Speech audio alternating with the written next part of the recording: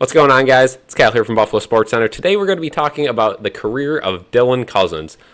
Now, Dylan Cozens was great last season, had a career year, but one word comes to mind this year, and that is regression, along with a lot of other Buffalo Sabres players. Now, there's still plenty of time in the season for these guys to get their numbers up, but so far it has not been good, especially for Dylan Cozens, who recently came out and kind of called out his team, said they're not playing with enough grit, not playing with enough feistiness, and simply not getting the job done. I can't disagree with him, but it starts with him as well. Now, the last game they played, he did show a little bit more grit, a little bit more will to play. Got some good quality attempts, but still did not score in that one. But let's slowly go through his career here and see why, maybe it hasn't been going right for Dylan Cozens. Now, Kevin Adams kept a lot of his guys, re-signed a lot of his guys, gave them pretty much no help in the offseason, and it's failed them so far. All of these guys have regressed. No one's really stayed at that level they were last season. Could it have been a one-year wonder? I highly doubt it. I think that this team has a lot of talent, and these guys are just struggling to find it early in the season, like they did last year. But this simply cannot happen. This is a playoff or bust year, I believe, for this team. We'll see what happens going forward, but let's start in the WHL with Dylan Cozens, right? Lethbridge Hurricane. That is where he played all 4 years in the WHL. Started in 16-17. Didn't really play that much, so we don't really got to get into it too much. But 17-18 was his breakout year in the WHL. 57 games, 22 goals, 31 assists, 53 points. Now, that's a solid year. The year after that, 18-19, though, in 68 games, put up 34 goals, 50 assists, 84 points. The year after that, in just 51 games, put up 38 goals, 47 assists for 85 points. Now, that's a darn good year in the WHL. We know the WHL talent is nothing like the NHL talent, but he's a super young kid. A lot of players that are in the NHL play in the WHL, and that is a great year. So Dylan Cozens had high hopes coming into Buffalo, the workhorse from Whitehorse, right? Everyone thought he was going to be a scoring machine. This kid's got all the talent. He's got to be gritty. He's got to be tough, and he's got to put the puck in the back of the net. 2020-2021 was his first year with the Sabres. Only got in 41 games that year. 4 goals, 9 assists for 13 points. So kind of a disappointing rookie year there for Dylan Cozens.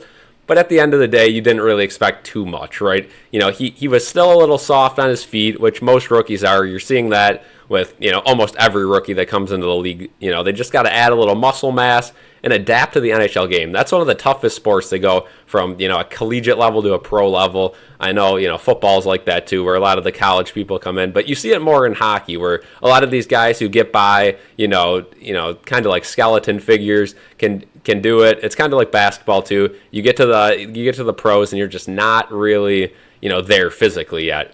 And in the NHL, you come into the league very young too, so you're not really ready to play against grown men.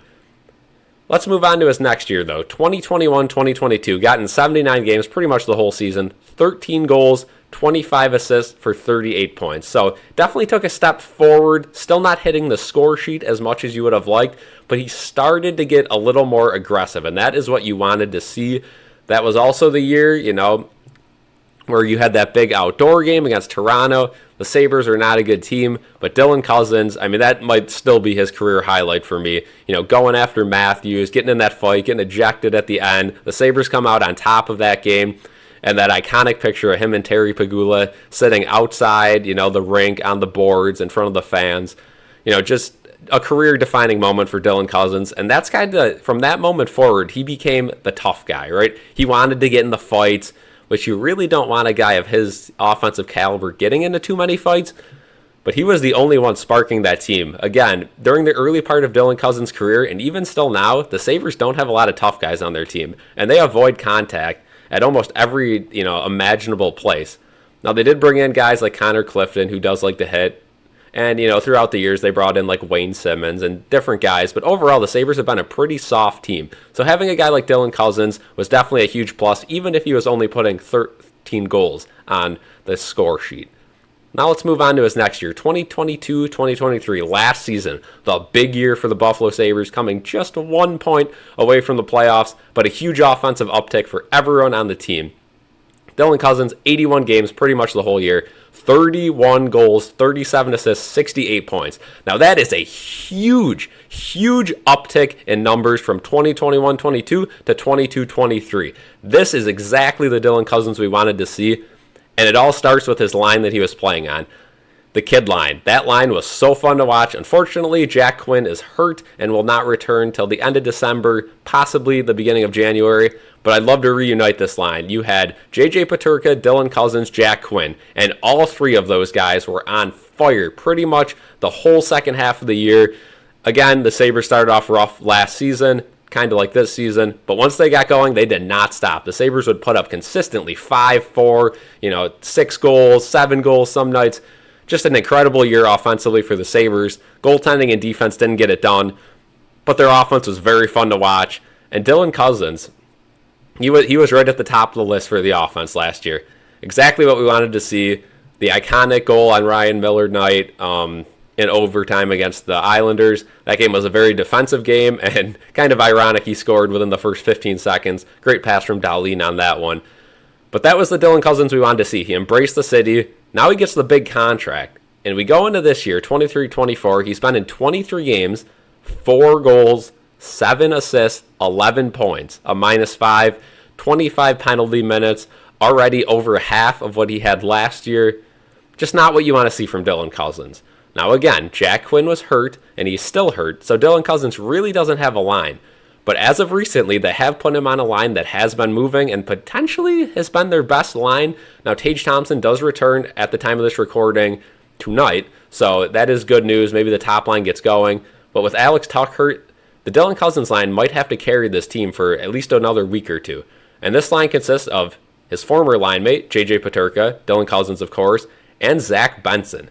Now, talk about a duo there. Zach Benson and JJ Peterka. Tons of speed, great shots, great awareness. Dylan Cozens in the middle of that just sounds like a ton of offensive potential. Now, Dylan Cozens may have to be kind of the defensive guy on that line because JJ Peterka and Zach Benson are not necessarily known for their defense, but that is a fast line. They could get back. They can afford to push the rush a little bit, and they can get back. So, it is good to see Dylan Cozens on a line with speed. He doesn't have to be the main guy on the line. I think JJ Peterka, is 1 year away developmental-wise from, just becoming a beast in this league. I've said on stream multiple times, when he learns how to, stick handle through a couple guys, make that extra move, his shot is lethal. He is going to be a beast in this league. I truly believe that. And Zach Benson's 18 years old. It's only going up from here. And he already looks, he's top of the list in effort every single night. And, so far, 2 flashy goals. Hopefully more by the time this video gets released. We'll see, though. But yeah, so that's basically covering Dylan Cozens' regression, and I don't think it's going to last too long. I think once Jack Quinn comes back, even now on this new line that has been buzzing the last couple nights, I think he's going to be right back there. But it has been concerning, and this team needs a spark, and Dylan Cozens is definitely a guy that can give them that spark, not only offensively, but maybe getting in a couple fights, a couple skirmishes. He did get in a fight already that held him out a game or two, made him wear a full visor for a couple of games, which, hearing from him, he definitely didn't like that visor. It definitely affected his game, whether he wants to say it or not. But we'll see what happens with Dylan Cozens. So let me know in the comments what you think of Dylan Cozens, if you think this year's kind of a fluke and he'll get it going in the second half of this year. If you think maybe he had a one-year wonder last year and he's not that good offensively. Let me know what you guys think, but I think Dylan Cozens is fine. I think this team will get through it. It's just tough to start off exactly like last year when it's a playoff or bust year. But thank you guys for watching. Hit the like button, subscribe, check out the Instagram, join the Discord. Until next time, peace out.